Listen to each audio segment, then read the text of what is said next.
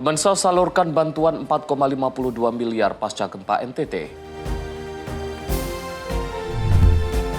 Mensesnek ungkap alasan Prabowo Jokowi duduk sejajar di HUT RI.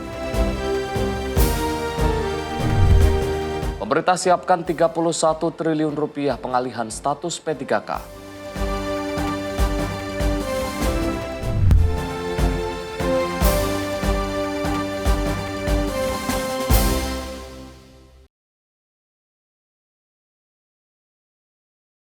Halo pemirsa, selain 3 informasi utama tadi, kami juga akan hadirkan rangkuman informasi seputar agenda dan kebijakan dari kementerian dan badan di Kabinet Merah Putih. Bersama saya Arif Rifai, inilah Ruang Kabinet selengkapnya. Kita awali Ruang Kabinet edisi kali ini dengan informasi dari Kementerian Sosial yang terus bergerak menangani dampak gempa magnitudo 7,7 yang mengguncang Nusa Tenggara Timur pada Sabtu 15 Agustus 2026. Kemensos mengerahkan tagana dan menyalurkan bantuan logistik senilai 4,52 miliar rupiah untuk memenuhi kebutuhan dasar warga terdampak.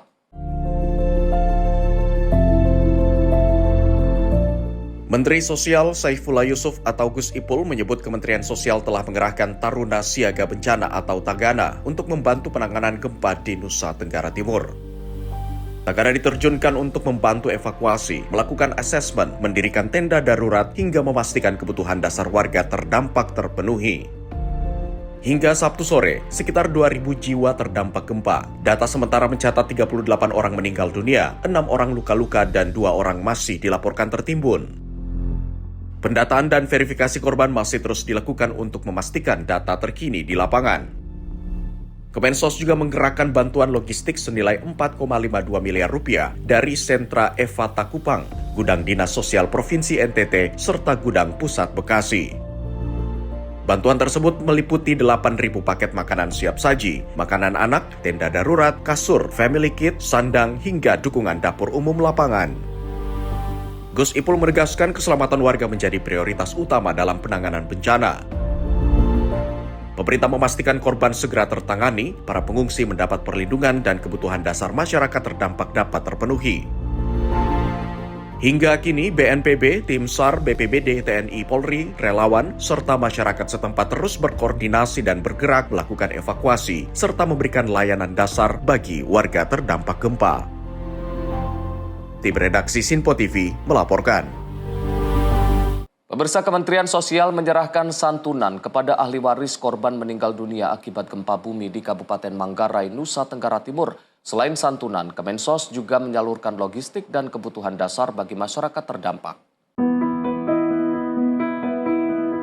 Wakil Menteri Sosial Agus Jabo Priyodo menyerahkan santunan kepada 2 ahli waris korban gempa bumi di Posko Utama Bencana Kabupaten Manggarai, NTT pada Minggu 16 Agustus 2026. Masing-masing ahli waris menerima santunan sebesar 15 juta rupiah. Selain santunan, Kemensos menyerahkan bantuan logistik kedaruratan berupa pakaian adat, kebutuhan keluarga, pakaian, selimut, hingga kasur. Kemensos juga menyalurkan 1.000 paket sembako untuk membantu memenuhi kebutuhan dasar masyarakat yang terdampak gempa. Bantuan logistik digerakkan dari Sentra Evata Kupang, Gudang Dinas Sosial Provinsi NTT, serta Gudang Pusat Bekasi, dengan total dukungan mencapai sekitar 4,5 miliar rupiah. Selain itu, Kemensos menyerahkan 48 ton beras reguler untuk membantu memenuhi kebutuhan pangan warga terdampak. Kami diperintah Bapak Presiden bersama kementerian dan lembaga terkait untuk secepat-cepatnya datang ke lokasi-lokasi bencana, membantu bergerak secepat-cepatnya apa yang mereka butuhkan. Kita secepatnya bisa penuhi dan tolong para pendamping PKH untuk sigap di dalam bertugas. Yang penting dalam situasi darurat ini apa yang dibutuhkan oleh masyarakat, terutama kebutuhan-kebutuhan dasar seperti makanan, terus kemudian tenda, selimut, pakaian itu bisa secepatnya terpenuhi. Berdasarkan data penanganan bencana hingga Minggu malam, gempa yang terjadi pada Sabtu telah berdampak terhadap 1.528 kepala keluarga. Sebanyak 5.659 jiwa mengungsi, dengan 51 orang meninggal dunia dan 137 orang mengalami luka-luka.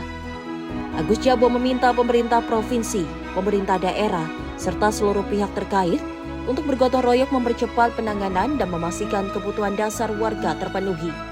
Kemensos menegaskan kehadiran negara akan terus diupayakan sejak masa tanggap darurat hingga masyarakat terdampak dapat kembali pulih dan menjalani kehidupan dengan lebih baik. Tim redaksi Simpo TV melaporkan.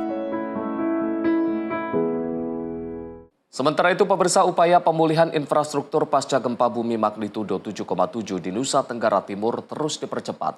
Menteri Pekerjaan Umum Dodi Hanggodo mengatakan pihaknya telah mengerahkan alat berat ke sejumlah lokasi terdampak. Menteri Pekerjaan Umum Dodi Hanggodo mengatakan, sebanyak 9 ruas jalan nasional dilaporkan mengalami kerusakan yang teridentifikasi mencakup puluhan titik longsoran, patahan badan jalan serta kerusakan pada sejumlah jembatan dan plat duiker.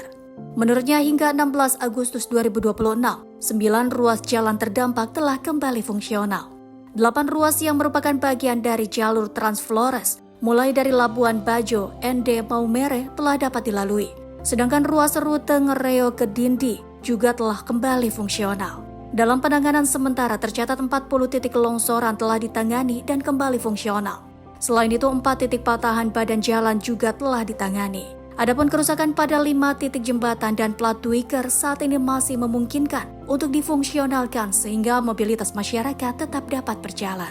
Untuk mempercepat penanganan di lapangan, BPJN NTT telah memobilisasi 7 unit ekskavator dan 4 unit loader ke sejumlah lokasi terdampak. Peralatan tersebut digunakan untuk membersihkan material longsor, menangani kerusakan badan jalan, serta memastikan akses menuju wilayah terdampak tetap terbuka.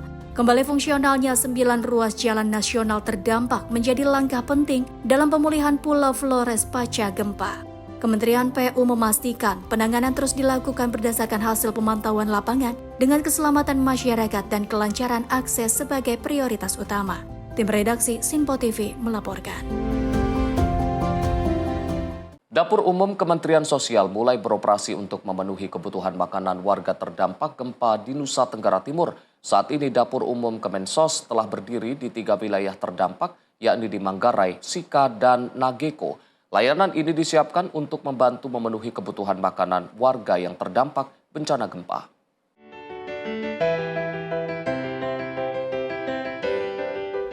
Dalam sehari, Dapur Umum Kemensos ditargetkan mampu menyiapkan hingga 3.000 nasi bungkus yang selanjutnya didistribusikan kepada masyarakat terdampak. Tak berhenti di 3 wilayah, Kemensos juga menyiapkan dapur umum tambahan. 3 titik tambahan akan disiapkan di Manggarai Timur, Manggarai Barat, dan ND. Dengan penambahan ini, layanan Dapur Umum Kemensos akan menjangkau 6 wilayah terdampak gempa di Nusa Tenggara Timur. Langkah ini diharapkan dapat mempercepat penyaluran bantuan pangan, sekaligus memastikan kebutuhan dasar warga terdampak tetap terpenuhi selama masa tanggap darurat. Kemensos terus memperluas layanan dapur umum untuk memastikan kebutuhan pangan warga terdampak gempa dapat terpenuhi. Tim redaksi Simpo TV melaporkan. Kementerian PKP memperkuat kolaborasi dengan BKKBN dalam penanganan keluarga beresiko stunting melalui penyediaan hunian yang layak dan sehat. Usulan awal BKKBN mencakup lokasi di 9 provinsi yang memiliki keluarga beresiko stunting. Kementerian Perumahan dan Kawasan Permukiman memperkuat kolaborasi dengan Kementerian Kependudukan dan Pembangunan Keluarga, Badan Kependudukan dan Keluarga Berencana Nasional dalam penanganan keluarga beresiko stunting melalui penyediaan hunian yang layak dan sehat. Kolaborasi tersebut dibahas dalam pertemuan Menteri PKP Mardan Sirait dengan Menteri Kependudukan dan Pembangunan Keluarga, Kepala BKKBN Wihaji di Wisma Mandiri 2, lantai 21 Kantor Kementerian PKP Jakarta pada Rabu 12 Agustus 2026. Kebetulan di program kita namanya KRS Keluarga Risiko Stunting yang membutuhkan program-program dari pemerintah. Karena itu atas perintah Presiden, saya berkoordinasi dan berkolaborasi dengan beliau yang salah satunya adalah PSPS. Kenapa saya sebut KRS Keluarga Risiko Stunting? Stunting kebetulan di kementerian kita menjadi tanggung jawab. Kemudian di data kita ada 8,1 juta keluarga yang berisiko stunting. Salah satu sebab stunting adalah rumah yang tidak layak huni, yang mungkin jambannya tidak ada, air bersihnya tidak ada. Karena itu kita bersilaturahmi koordinasi, kolaborasi dengan beliau, abang saya, Pak Menpora, Bang Ara, dan alhamdulillah atas kebaikan beliau ada hal yang bisa dibantu tentang kebutuhan rumah untuk bantuan PSP. Pertemuan membahas potensi lokasi pelaksanaan program bedah rumah berdasarkan usulan BKKBN, khususnya bagi keluarga beresiko stunting. Usulan awal BKKBN mencakup lokasi di 9 provinsi yang memiliki keluarga beresiko stunting. Menteri WIHJ menyampaikan kondisi rumah yang tidak layak huni menjadi salah satu faktor yang perlu mendapatkan perhatian dalam upaya penanganan keluarga beresiko stunting. Menanggapi usulan tersebut, Menteri PKP Maulana Sirait menyatakan Kementerian PKP memberikan alokasi sebanyak 3.000 unit bedah rumah yang diperuntukkan secara khusus bagi keluarga beresiko stunting. Jumlah tersebut lebih besar dibandingkan usulan awal BKKBN sebanyak 2.000 unit. Penyediaan hunian layak, sehat, dan aman diharapkan dapat menjadi salah satu faktor penting dalam menciptakan lingkungan tumbuh kembang keluarga yang lebih baik. Tim redaksi Simpo TV melaporkan.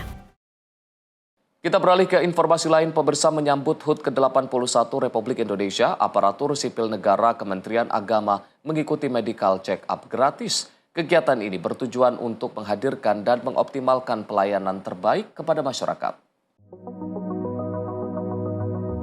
Kementerian Agama menyelenggarakan kegiatan medical check-up atau MCU gratis bagi aparatur sipil negara atau ASN Kemenak sebagai bagian dari rangkaian penyambutan HUT ke-81 Republik Indonesia. Pemeriksaan meliputi ronsen, elektrokardiogram, pemeriksaan fisik, dan analisis laboratorium. Hal ini bertujuan untuk membangun kesadaran bahwa jiwa dan raga yang sehat adalah modal utama dalam memajukan bangsa.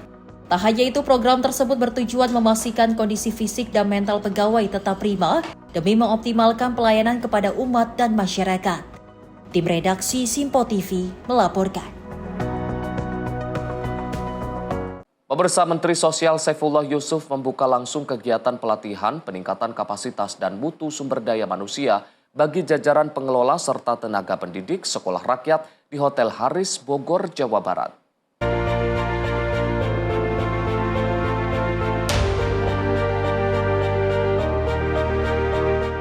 300 peserta yang terdiri dari pegawai Kementerian Sosial tingkat pusat maupun daerah hingga pengajar sekolah rakyat mengikuti kegiatan pelatihan peningkatan kualitas sumber daya manusia di Cibinong, Kabupaten Bogor pada Rabu siang. Kegiatan tersebut dibuka langsung oleh Menteri Sosial Saifullah Yusuf. Kegiatan ini bertujuan untuk meningkatkan kinerja dan tanggung jawab para pegawai dalam mengabdi kepada masyarakat di tengah perkembangan teknologi dan mencetak generasi unggul dari kalangan prasejahtera, sekaligus mempercepat standarisasi mutu pendidikan nasional. Ya, ini adalah pelatihan kehumasan untuk pegawai yang punya tugas di setiap unit kerja, baik yang di pusat, di daerah, maupun di sekolah rakyat. Tentu kita harapkan dengan pelatihan ini, teman-teman humas di lingkungan Kementerian Sosial makin mengerti tugas dan tanggung jawabnya, makin mengerti tantangan-tantangannya, dan makin mengerti bagaimana cara kerja yang benar di tengah-tengah kemajuan teknologi seperti hari ini.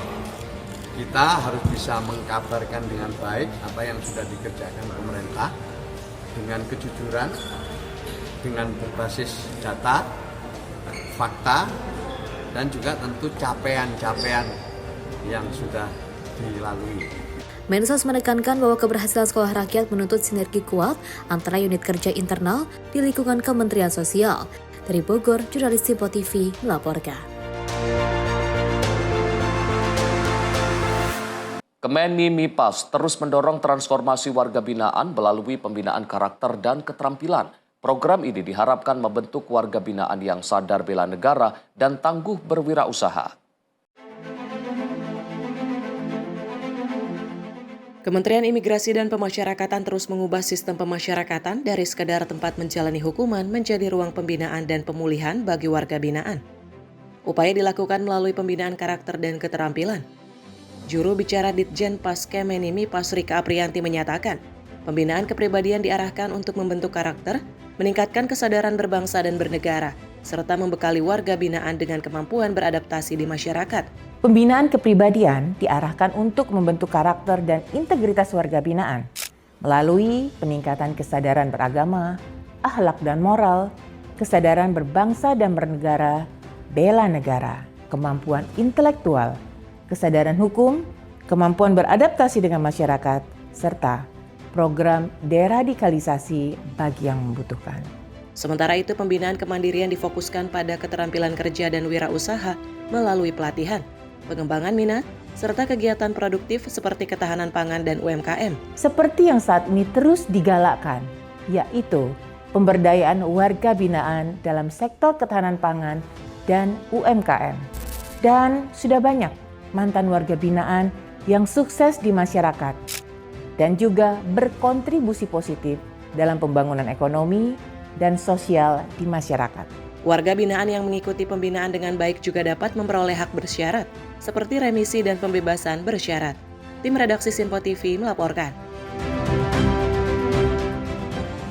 Kementerian Sosial bersama Kementerian Kesehatan, Kementerian Ketenagakerjaan dan BNN memperkuat kolaborasi dalam penanganan korban penyalahgunaan narkotika, psikotropika, dan zat adiktif lainnya. Kerjasama ini tidak hanya berfokus pada rehabilitasi, tetapi juga membekali para penyintas agar dapat kembali produktif. Kementerian Sosial, Kementerian Kesehatan, Kementerian Ketenagakerjaan, dan Badan Narkotika Nasional atau BNN menandatangani nota kesepahaman untuk memperkuat penanganan korban penyalahgunaan nafsa secara terpadu. Penandatanganan berlangsung di kantor BNN Cigombong, Kabupaten Bogor pada Selasa 11 Agustus 2026. Nota kesepahaman ditandatangani Menteri Sosial Saifullah Yusuf atau Gus Ipul, Menteri Kesehatan Budi Gunadi Sadikin, Menteri Ketenagakerjaan Yasirli, serta Kepala BNN Komjen Pol Suyudi Aryo Seto. Melalui kerjasama ini, layanan rehabilitasi medis dan sosial akan diperkuat melalui integrasi data, peningkatan kapasitas petugas, serta penyesuaian layanan dengan kebutuhan para penerima manfaat. Pemerintah juga menyiapkan dukungan pasca rehabilitasi, mulai dari pelatihan keterampilan, kewirausahaan, hingga penempatan kerja. Integrasi data tunggal sosial dan ekonomi nasional menjadi salah satu bagian penting dalam kolaborasi ini. Data tersebut diharapkan membantu kementerian dan lembaga memberikan penanganan sesuai tugas dan kebutuhan masing-masing. Dengan sinergi antar lembaga, pemerintah berupaya memastikan proses pemulihan tidak berhenti pada tahap rehabilitasi, tetapi berlanjut hingga para penyintas mampu kembali mandiri, produktif, dan berperan aktif di masyarakat. Tim redaksi Sinpo TV melaporkan. Pemirsa, pejabat Kementan dicopot sementara. Simak informasinya usai jeda. Tetaplah bersama kami di Ruang Kabinet.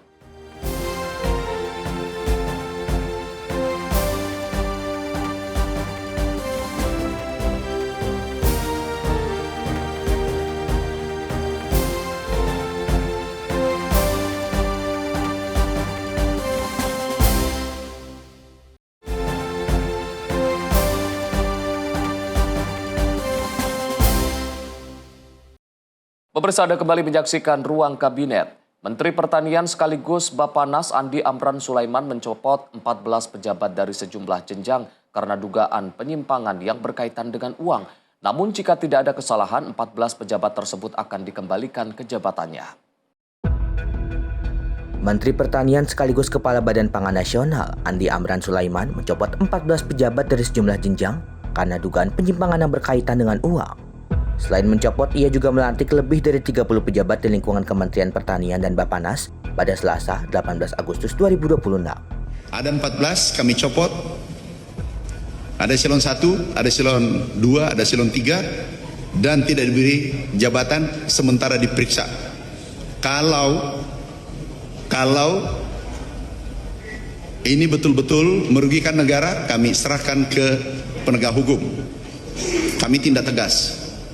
Tetapi sebaliknya, kalau terbukti dia tidak melakukan apa-apa, kami akan lantik kembali, kami akan promosikan kembali. Jadi kita harus sportif, meritokrasi. Bahkan di antara mereka ada salah satu keluarga dekat saya, tapi ini dilakukan atas nama negara. Amran mengatakan 14 pejabat tersebut terdiri dari eselon 1, 2, dan 3.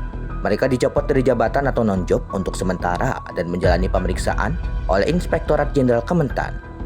Amran mengatakan dugaan pelanggaran 14 pejabat tersebut berkaitan dengan uang dengan nilai mencapai miliaran rupiah. Ia memberi waktu kepada Itjen untuk menuntaskan pemeriksaan paling lambat 3 bulan. Ia mengatakan pencopotan tersebut belum merupakan keputusan final bahwa para pejabat terbukti melakukan pelanggaran. Jika pemeriksaan tidak menemukan kesalahan, mereka akan dikembalikan ke jabatan dan dapat dipromosikan kembali.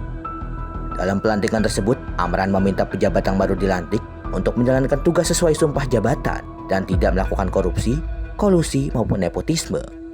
Amran juga mengatakan pengisian jabatan harus mengikuti prinsip meritokrasi dan tidak melalui praktik titip-nitip. Tim redaksi Sinpo TV melaporkan. Menteri Sekretaris Negara Prasetyo Hadi mengungkapkan alasan Presiden Prabowo duduk sejajar dengan Presiden ke-7 Joko Widodo saat menyaksikan pagelaran seni dan budaya dalam rangka HUT ke-81 kemerdekaan Indonesia. Prasetyo mengatakan Presiden Prabowo menempatkan Jokowi di posisi tersebut sebagai bentuk penghormatan kepada mantan presiden.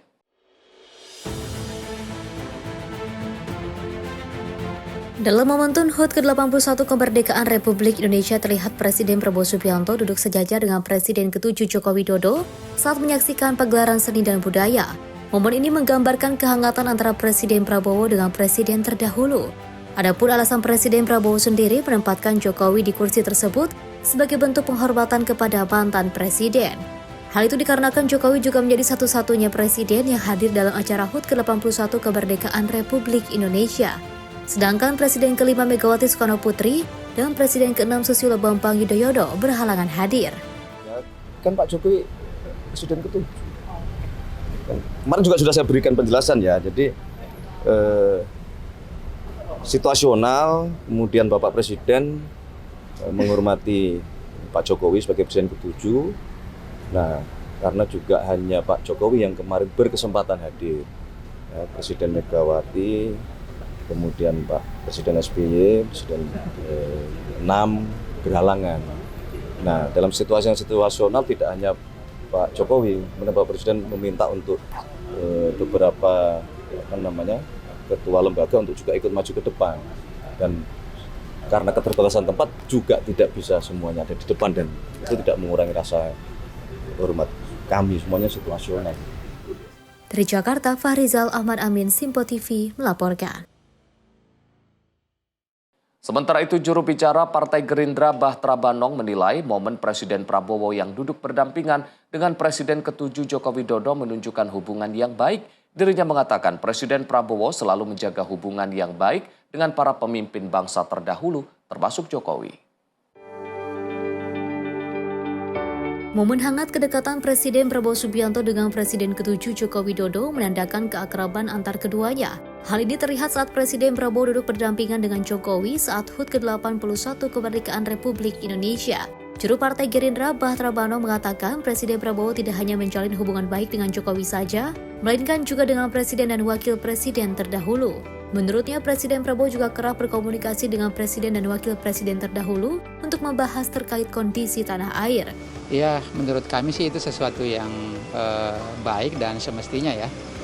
Pak Prabowo kan selalu menyampaikan bahwa hubungan beliau dengan pemimpin-pemimpin terdahulu sangat baik komunikasinya dengan presiden-presiden yang lain juga, mantan presiden Pak SBY misalnya, Ibu Mega juga, terlebih lagi kan Pak Jokowi dan Pak Prabowo kan pernah menjadi menteri Pak Jokowi. Tentu hubungan beliau selain hubungan keakraban kekeluargaan, hubungan dari segi terjalin terus secara menerus. Dan kalau kita lihat Pak Prabowo kan di momentum-momentum tertentu kan juga berkunjung bertemu dengan Pak Jokowi, dan saya pikir bukan hanya Pak Jokowi ya, semua mantan-mantan presiden juga sering diajak komunikasi oleh Pak Prabowo, bahkan sering diundang ke istana untuk berdiskusi banyak hal tentang kondisi kebangsaan kita.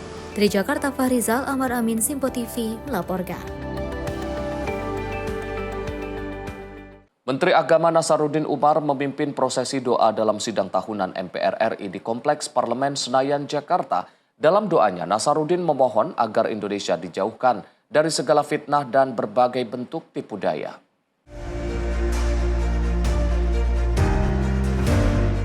Menteri Agama Nasaruddin Umar memimpin doa di pelaksanaan sidang tahunan MPR dan sidang bersama DPR DPD RI di Kompleks Parlemen Senayan, Jakarta pada Jumat 14 Agustus 2026.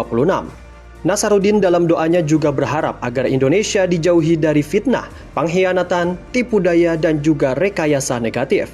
Tak hanya itu, Ia berharap agar pemerintah disadarkan untuk mengoreksi diri jika ada kritik yang benar. Begitu pula sebaliknya agar mereka yang mengkritisi tetap diampuni jika keliru. Nasaruddin lewat doanya berharap acara sidang tahunan MPR diberkahi. Ia ingin agar momentum terbaik untuk menyinergikan potensi bangsa yang telah Tuhan berikan.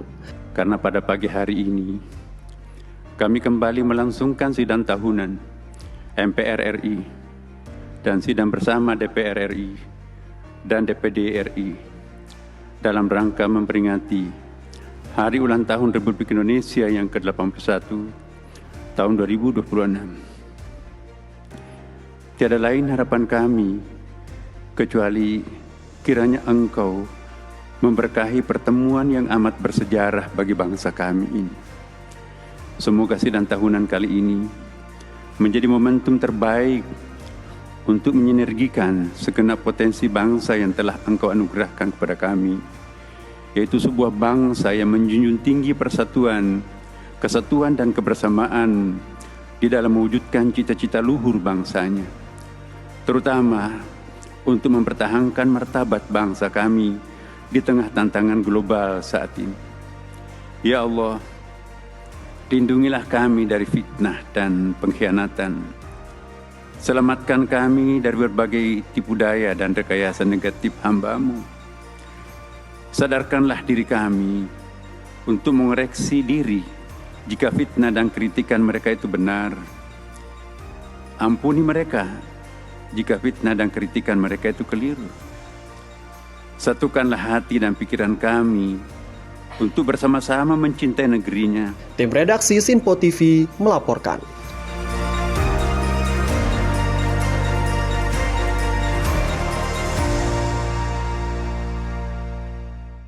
Menteri Hukum Supratman Andi Aktas mengatakan arahan Presiden agar TNI Polri mengusut oknum yang terlibat dalam aktivitas tambang ilegal wajib dilaksanakan oleh seluruh jajaran pemerintah. Dirinya menyebut Presiden Prabowo telah berulang kali menyampaikan pesan agar jajaran pemerintah berhati-hati dan tidak melakukan tindakan yang bertentangan dengan kepentingan masyarakat.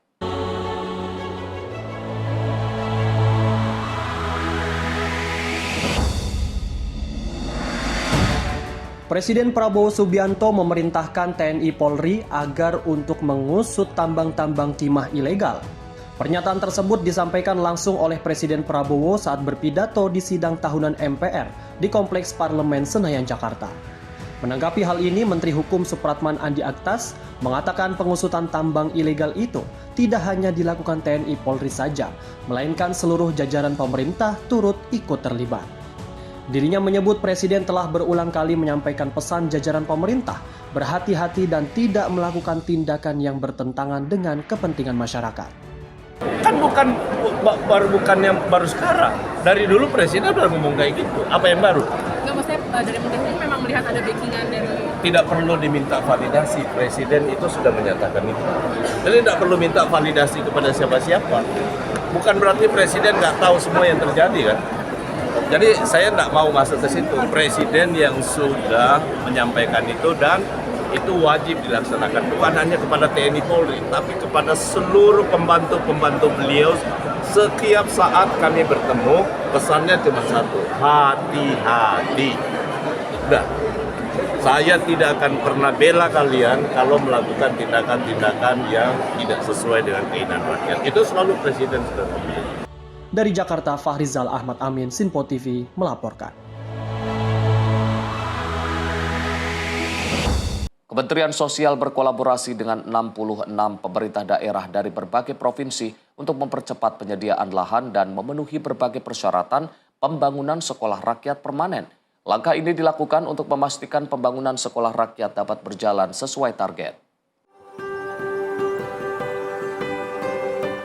Pembangunan sekolah rakyat permanen terus dilakukan pemerintah dengan melibatkan pemerintah daerah di berbagai provinsi.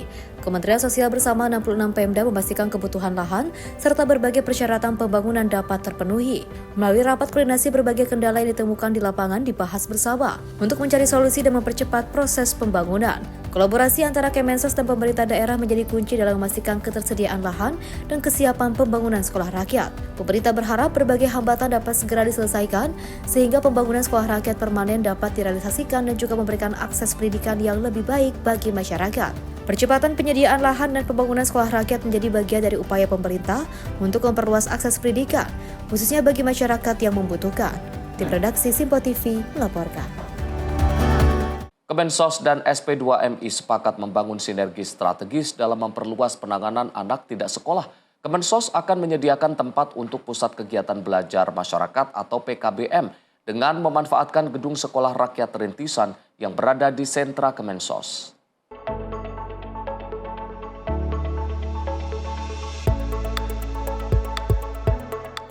Kementerian Sosial dan Serikat Penggerak Pendidikan Masyarakat Indonesia sepakat membangun sinergitas strategis dalam memperluas penanganan anak tidak sekolah atau ATS melalui penyetaraan pendidikan di pusat kegiatan belajar masyarakat.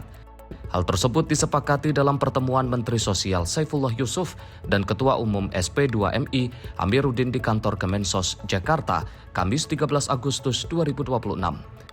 Kolaborasi antara Kemensos dan SP2MI difokuskan pada memperluas akses pelayanan pendidikan bagi anak atau remaja yang berasal dari keluarga kurang mampu yang tidak sempat mengenyam pendidikan formal melalui penyerapan pendidikan di PKBM.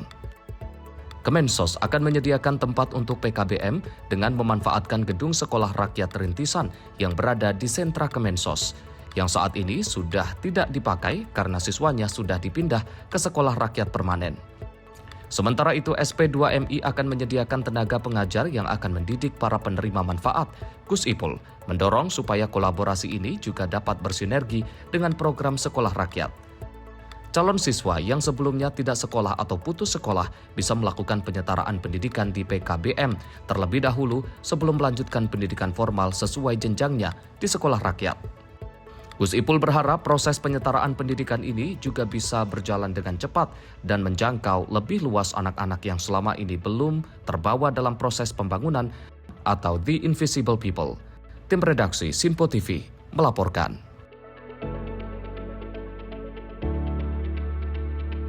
Kementerian PKP dan PT KAI bersinergi mengembangkan hunian berbasis Transit Oriented Development atau TOD di Manggarai, Jakarta Selatan. Pembangunan hunian TOD dinilai menjadi solusi penyediaan tempat tinggal di tengah keterbatasan lahan perkotaan. Kementerian Perumahan dan Kawasan Permukiman atau PKP bersama PT Kereta Api Indonesia mengembangkan hunian berbasis Transit Oriented Development atau TOD di Manggarai, Tebet, Jakarta Selatan. Pengembangan ini menjadi bagian dari upaya mempercepat penyediaan hunian layak dan terjangkau sekaligus mendukung program 3 juta rumah. Menteri PKP Marwarar Sirait bersama Direktur Utama PT KAI Bobi Rashidin meninjau persiapan groundbreaking rusun TOD Manggarai di kawasan PT KAI Blok F dan G, Kelurahan Manggarai, Selasa 18 Agustus 2026. Peninjauan dilakukan untuk memastikan kesiapan pembangunan dan melihat rancangan rusun yang akan dibangun di kawasan tersebut. Menteri PKP juga meninjau mock-up unit tipe 45. Unit ini memiliki luas sekitar 45 meter persegi dengan 2 kamar tidur, 1 kamar mandi, dapur, dan ruang keluarga. Marwarar mengapresiasi dukungan PT KAI dalam pengembangan proyek tersebut. Menurutnya, kolaborasi pemerintah dan BUMN diperlukan untuk mempercepat penyediaan hunian bagi masyarakat perkotaan. Kementerian PKP berperan menyiapkan kebijakan dan regulasi, sedangkan PT KAI mendukung pemanfaatan aset dan pembangunan. Konsep TOD dirancang untuk mendekatkan hunian dengan transportasi publik dan pusat aktivitas perkotaan. Konsep ini diharapkan dapat menghemat waktu dan biaya perjalanan, meningkatkan aksesibilitas dan mendukung hunian yang layak serta terintegrasi. Tim redaksi Simpo TV melaporkan.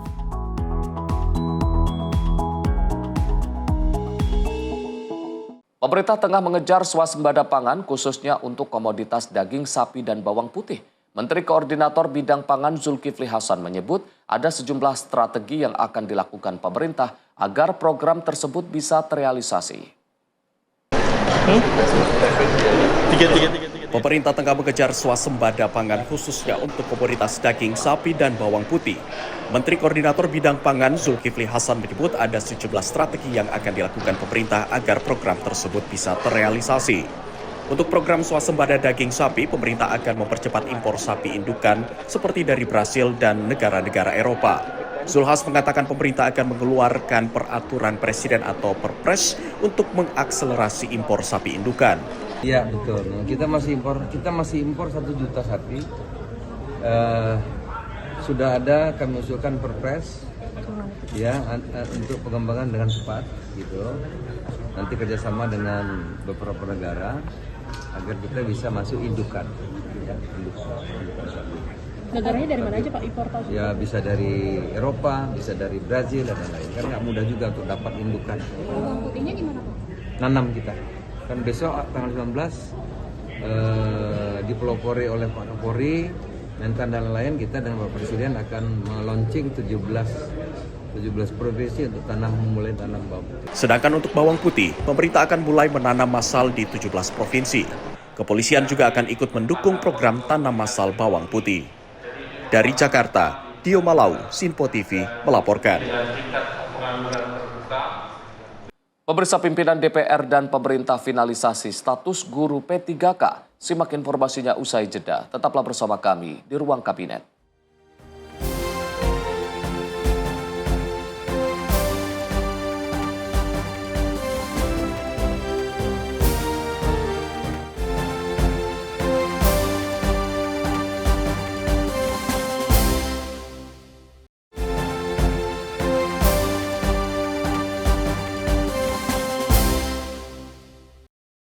Pemirsa, Anda kembali menyaksikan Ruang Kabinet. Pimpinan DPR bersama pemerintah memfinalisasi mengenai status guru pegawai pemerintah dengan perjanjian kerja. Finalisasi tersebut sepakat bahwa guru P3K paruh waktu akan diangkat menjadi P3K penuh waktu. Sedangkan P3K penuh waktu diberikan kesempatan untuk ikut seleksi menjadi PNS pada tahun 2027 mendatang. Finalisasi hasil rapat mengenai status guru P3K paruh waktu, P3K yang mau jadi PNS dengan Kemendikbudrismen, termasuk guru madrasah negeri dan guru TK. Pimpinan DPR bersama pemerintah telah melakukan finalisasi dengan membuka peluang bagi guru berstatus P3K paruh waktu maupun penuh waktu. Finalisasi ini dilakukan usai pimpinan DPR dan pemerintah menggelar rapat koordinasi di Kompleks Parlemen Senayan, Jakarta. Adapun peluang tersebut yakni guru berstatus P3K paruh waktu akan diangkat menjadi penuh waktu, sedangkan guru P3K penuh waktu berkesempatan untuk mengikuti seleksi PNS pada tahun 2027 mendatang. Selain itu, kesempatan untuk seleksi PNS bukan hanya guru sekolah biasa saja, melainkan juga guru madrasah hingga guru taman kanak-kanak. Beberapa masukan yang masuk ke DPR RI mengenai masalah P3K paruh waktu, P3K, dan keinginan dari P3K menjadi PNS, guru-guru di lingkungan Kemendikbudrismen. Nah, oleh karena itu, pada hari ini kami sudah sampai pada finalisasi hasil rapat mengenai status guru P3K paruh waktu, P3K yang mau jadi PNS dengan Kemendikbudrismen, termasuk guru madrasah negeri dan guru TK. Dalam kesempatan yang sama, Menteri Sekretaris Negara Prasetyo Hadi mengatakan pihaknya berkomitmen akan menyelesaikan persoalan guru dengan secepatnya. Menurutnya, persoalan guru menjadi perhatian penting dalam membangun sistem pendidikan yang semakin baik. Alhamdulillah hari ini tadi semua bersepakat dan memiliki kesepahaman untuk pertama P3K paruh waktu akan diangkat menjadi P3K penuh waktu, dan saudara-saudara kita yang guru berstatus P3K penuh waktu nanti akan mulai berproses untuk diberi kesempatan menjadi PNS. Kemudian berkenaan dengan masalah status, tadi juga kami menyepakati bersama-sama bahwa status kepegawaian akan dipindahkan menjadi pegawai pusat atau pegawai pemerintah pusat. Saya kira itu yang dapat kami sampaikan. Sekali lagi terima kasih Pak Dasko. Ini karena memang permasalahan guru juga banyak masuk ke DPR selain ke Kementerian Pan-RB dan kami juga di Kemensesnek. Nah, oleh karena itulah kami berkomitmen untuk terus berupaya mencari jalan keluar secepat-cepatnya. Dari Jakarta, Fahrizal Ahmad Amin, Sinpo TV melaporkan. Wakil Menteri Dalam Negeri Bima Arya memastikan pemerintah memberikan kejelasan terkait penataan status pegawai pemerintah dengan perjanjian kerja di daerah. Bima mengatakan terdapat dua hal yang menjadi harapan kepala daerah kepada pemerintah pusat, yakni dukungan kapasitas fiskal untuk membayar pegawai serta kepastian perubahan status P3K paruh waktu dan penuh waktu.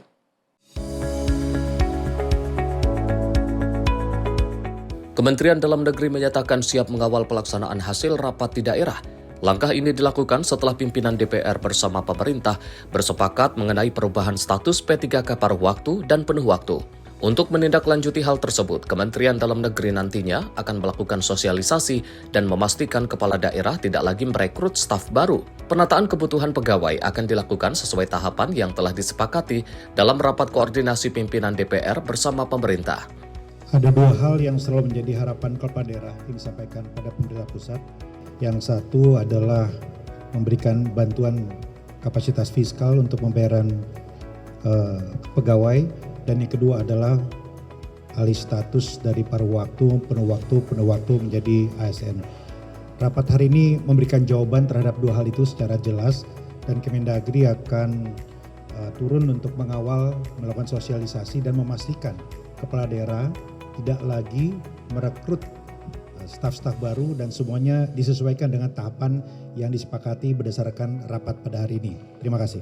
Dari Jakarta, Fahrizal Ahmad Amin, Sinpo TV melaporkan. Menteri Keuangan Purbaya Yudisadewa memastikan bahwa anggaran untuk mendukung pengalihan status pegawai pemerintah dengan perjanjian kerja atau P3K telah dipersiapkan pemerintah. Pemerintah menyiapkan anggaran sebanyak 31 triliun untuk kebutuhan P3K. Pemerintah telah menyiapkan anggaran mengenai pengalihan status pegawai pemerintah dengan perjanjian kerja atau P3K. Hal tersebut disampaikan Menteri Keuangan Purbaya Yudisadewa usai menghadiri rapat kerja bersama Banggar DPR di Kompleks Parlemen Senayan, Jakarta. Purbaya mengatakan anggaran sekitar 31 triliun telah dipersiapkan untuk P3K yang menjadi pegawai sipil negara. Sedangkan kebutuhan anggaran lainnya akan dilakukan secara bertahap sesuai tahapan pengalihan status P3K. Dirinya juga menyebut jumlah P3K yang akan diproses secara bertahap mencapai sekitar 541 ribu. Nama anggaran tapi sudah terkendali, kita bisa realokasi dari berbagai tempat untuk tahun depan kan. Jadi anggaran defisitnya nggak berubah, jadi cukup aman. Masih 2,4%. Kalau untuk P3K yang paruh waktu menjadi penuh waktu pegawai pemerintah pusat, itu anggarannya sekitar 31 triliun kita sudah siapkan. Nanti yang lainnya akan dilakukan secara bertahap ke depan. Tapi kita sudah amankan anggarannya. Saya lupa jumlahnya berapa puluh ribu ya, saya lupa jumlahnya, maaf. Soalnya angkanya berubah-ubah terus. Tapi nanti totalnya yang dalam, kan ada setahun, ada yang 3 tahun bertahap, itu soal totalnya berapa? 500 atau 600? 541 ribu kalau nggak salah secara bertahap. Jadi itu kita harapkan beri kepastian kepada para guru pekerja P3K. Jadi nggak usah khawatir lagi ke depan. Dari Jakarta, Fahrizal Ahmad Amin, Sinpo TV melaporkan. Sementara itu, pimpinan DPR bersama pemerintah telah memfinalisasi peraturan Presiden mengenai transportasi online. Aturan ini nantinya tak hanya mencakup angkutan orang saja, melainkan juga pengiriman barang dan makanan. Peraturan Presiden atau Perpres mengenai transportasi online resmi telah difinalisasi. Hal tersebut disampaikan langsung oleh Wakil Ketua DPR Dasko usai melakukan rapat koordinasi bersama pemerintah di Kompleks Parlemen Senayan, Jakarta. Dasko mengatakan aturan ini tidak hanya mencakup angkutan orang saja, melainkan juga pengiriman barang dan makanan. Setelah difinalisasi, pemerintah akan melakukan proses harmonisasi dengan melibatkan perwakilan pelaku transportasi online dan pihak aplikator. Selain itu, nantinya tarif barang dan makanan akan diatur oleh Kementerian Komdiki Sedangkan tarif angkutan orang akan diatur oleh Kemenhub, serta pelaku transportasi online akan diatur Kementerian UMKM. Alhamdulillah, pada hari ini kami telah melakukan finalisasi karena yang diatur bukan cuma untuk urusan ojol angkutan orang saja, tetapi ini sudah masuk angkutan barang dan makanan, di mana nanti tarif barang dan makanan itu diatur oleh Komdiji dan tarif angkutan orang diatur oleh Kementerian Perhubungan, dan pelaku transportasi online ini akan diampu atau dinaungi oleh Kementerian UMKM. Dan setelah finalisasi hari ini, para kementerian akan melakukan harmonisasi dengan melibatkan pelaku transportasi online atau organisasi-organisasi dan kemudian juga aplikator sebelum kemudian akan dikeluarkan perpresnya. Dari Jakarta, Fahrizal Ahmad Amin, Simpo TV, melaporkan. Kementerian UMKM akan melakukan pertemuan dengan sejumlah asosiasi dan komunitas ojol serta aplikator dalam waktu dekat. Pertemuan ini dilakukan setelah peraturan Presiden mengenai transportasi online telah difinalisasi antara pimpinan DPR bersama pemerintah. Menteri UMKM Maman Abdurrahman menjelaskan peraturan Presiden terkait ojek online menjadi salah satu dasar pertimbangan pemerintah dalam mendorong peningkatan kesejahteraan para pengemudi. Pemerintah menargetkan kebijakan yang disusun nantinya dapat memberikan manfaat langsung bagi pekerja di sektor transportasi online. Dalam waktu dekat, Kementerian UMKM akan menggelar pertemuan dengan sejumlah asosiasi dan komunitas ojek online serta aplikator untuk membahas poin dalam kebijakan tersebut. Selain itu, pemerintah juga ingin membuka peluang agar pengemudi ojek online dapat memperoleh pendapatan tambahan melalui berbagai usaha lainnya. Artinya ini salah satu dasar pertimbangannya, dan insya Allah dalam waktu dekat ini kami dari Kementerian UMKM akan bertemu dengan beberapa asosiasi dan komunitas ojol dan juga aplikator untuk memfinalisasi semua. Pada prinsipnya tujuannya adalah bagaimana saudara-saudara kita ojol betul-betul bisa tumbuh, bisa sejahtera, dan mereka tidak hanya sekedar mendapatkan pendapatan dari penarikan ojol saja, tapi dari usaha-usaha yang lainnya. Saya pikir itu, dan juga ekosistem yang terlibat seperti UMKM merchant yang berjualan di dalam ekosistem transportasi online ini juga bisa tumbuh dan juga terjaga pendapatan ekonominya. Dari Jakarta, Fahrizal Ahmad Amin, Simpo TV, melaporkan. Pemirsa, Menteri Sosial Saifullah Yusuf membuka langsung kegiatan pelatihan, peningkatan kapasitas dan mutu sumber daya manusia bagi jajaran pengelola serta tenaga pendidik sekolah rakyat di Hotel Haris, Bogor, Jawa Barat.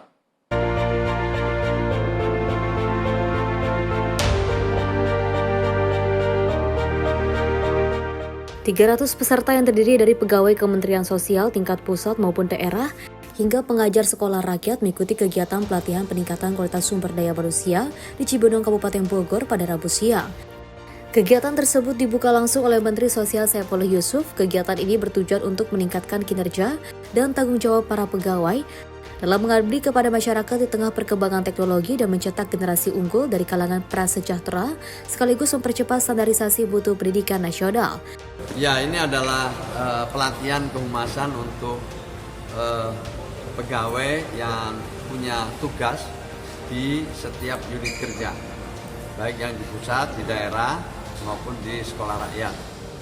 Tentu kita harapkan dengan pelatihan ini teman-teman humas di lingkungan Kementerian Sosial makin mengerti tugas dan tanggung jawabnya, makin mengerti tantangan-tantangannya, dan makin mengerti bagaimana cara kerja yang benar di tengah-tengah kemajuan teknologi seperti hari ini.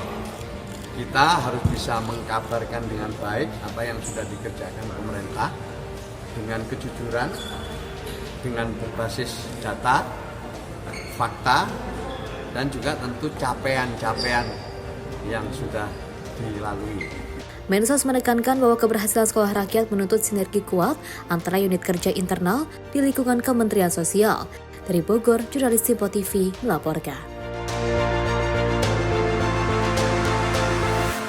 SBY Art Community menggelar pameran lukisan bertajuk Art for Peace and a Better Future Collaboration di Jakarta pada Selasa 18 Agustus 2026 sebagai wadah untuk menyuarakan pesan perdamaian di tengah ketegangan geopolitik global.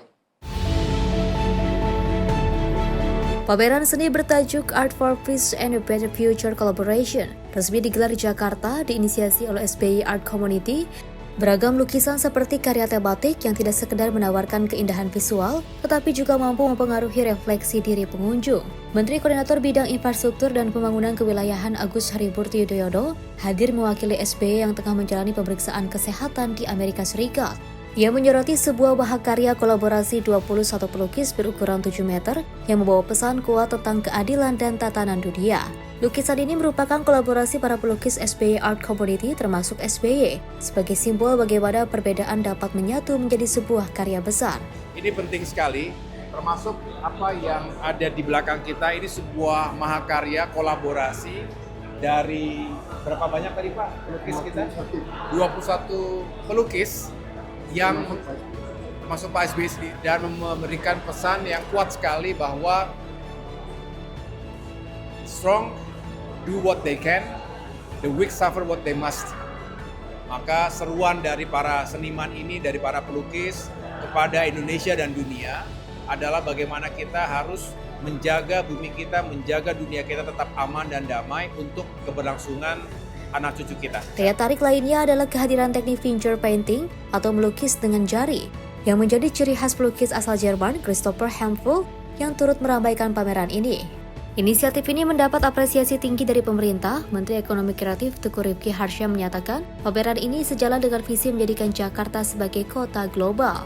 Dan pihaknya juga memfasilitasi berbagai ruang interaksi bagi para seniman dan masyarakat. Dan tentu kami dari Kementerian Ekonomi Kreatif juga memfasilitasi ada beberapa aktivasi kegiatan di sini, diantaranya adalah workshop ya Pak Dadang, talk show, nanti akan hadir artis talk. Jadi yang penting di sini yang kita harapkan juga kolaborasi antara pelukis-pelukis internasional, pelukis kita, terus juga ditampilkan karyanya juga terhadap para pencipta lukis dan masyarakat Jakarta.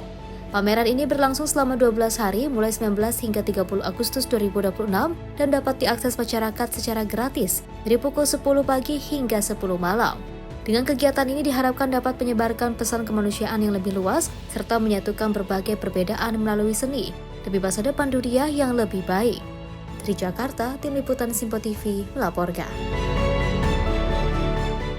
Pemirsa, informasi tadi sekaligus menutup Ruang Kabinet edisi kali ini. Saya Arif Rifai, mewakili seluruh kru yang bertugas mengucapkan terima kasih atas kebersamaan Anda.